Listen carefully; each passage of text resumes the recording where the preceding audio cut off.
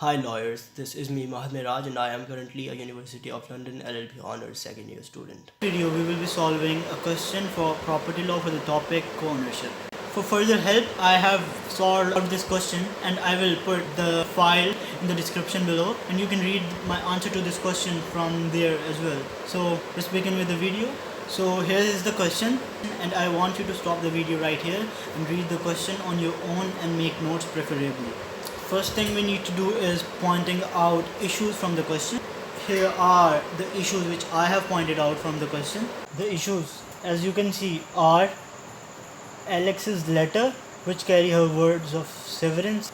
Second is Asher mortgages the house but later pays the mortgage. Third is Carol's death and the impact of his will thereby. Fourth and the last, Asher and Fran requiring money from the house. And now we'll look at the issues individually, starting with issue number 1, which is Alex's letter. The letter carries her words of severance, as you know. So we have to see if merely posting the letter was sufficient to sever her share in the property. So the rule applicable here is from Re 88 Berkeley Road. It states, where a written notice is sent, it is not necessarily to be received for the words to take effect.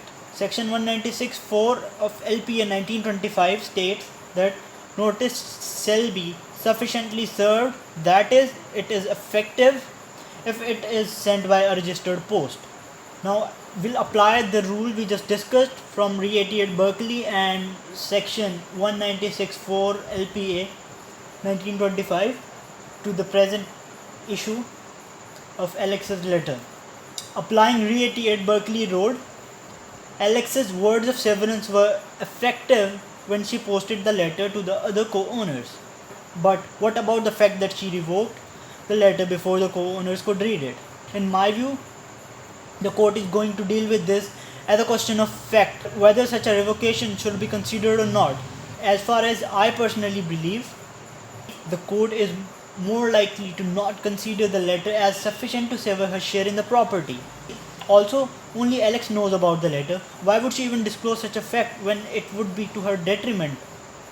Now we'll conclude that court is most likely to decide that Alex's share in the property is not severed and she would still be the joint tenant along with other siblings. Moving on to issue number 2, which is Asher mortgaging the property but pays off the debt himself. So the rule applicable here is not a legal rule but more of a general nature. This issue is more of a factual issue rather than a legal issue. Generally, such a mortgage as here works in a way that if the debtor is unable to pay off the debt to the creditors will head for the property that is collateral to the debt. If debt is paid on time, creditors won't have to go for the property or whatever is collateral. Applying this to the situation, we see that Asher put his share in the house as collateral to the mortgage, but he paid off the mortgage before time. So the creditors were to require severance and acquisition of Asher's share only if Asher failed to pay off the mortgage. Concluding that since mortgage has been paid on time, creditors of the mortgage would no longer have a concern with Asher's share in the property. Hence, Asher would still be a joint tenant along with other co-owners.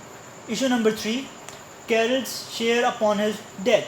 Before the death, Carol showed the willingness to the other siblings, other co-owners, that he want to sever his share in the property.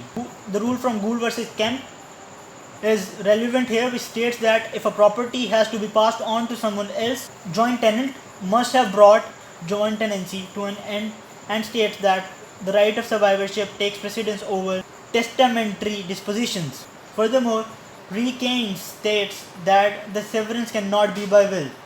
Now applying the rule to Carol's share issue, we see that for Fran to get Carol's share under his will, the court must decide that other co-owners' agreement to buy Carol's share before his death is sufficient to end the joint tenancy.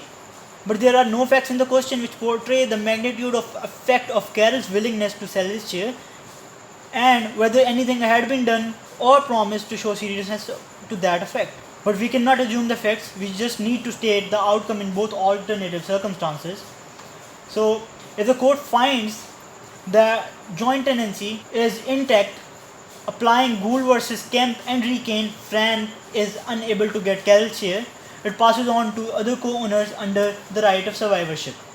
Alternatively, if court reaches a decision that Carol exhibiting willingness to sell his share was enough to sever his share, then Fran can get Carol's share under his will.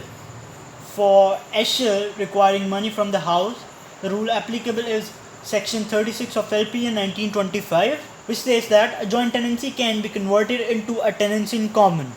Furthermore, severance will operate to give a tenancy in common only to the severing party. The other co-owners remain joint tenants unless they sever their share.